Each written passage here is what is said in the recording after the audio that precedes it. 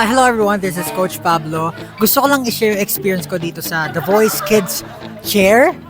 Nung mga una talaga, hindi ako nasanay. Every time na umiikot siya, nagugulat ako. Pero kalauna, naging comfortable din ako. Pero hindi pa rin naman mapakali kasi minsan yung upo ko, naka-stand ako, naka-Indian sit ako. Parang sobrang tense ako dun sa mga bata na mapapakinggan ko. Siguro yung energy na dinadala or binibigay nila sa akin, parang hindi ko lang makontain, kaya medyo malikot ako. Pero ayun, masaya dito sa The Voice Kids Cheer. Nakakalungkot lang minsan kapag hindi ako umiikot. Pero definitely itong mga talented na bata to, lahat sila may papupuntahan. And kung pwede lang lahat, ikutan ko sila. Kasi may bilang lang eh. Meron lang kami kailangan kuhanin para sa team. Pero these kids, sobrang gagaling. And dito sa chair ko, syempre makikita nyo yung pangalan ko, Pablo. Sobrang honored ako na naparito ako, napahanay ako sa mga coaches na to. Kasi these coaches are really, really talented.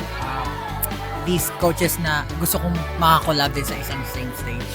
And wala lang, sobrang natutuwa lang ako na dito ako ngayon. And I can share my knowledge with the kids na mapupunta sa grupo ko. Tropa ni Pab.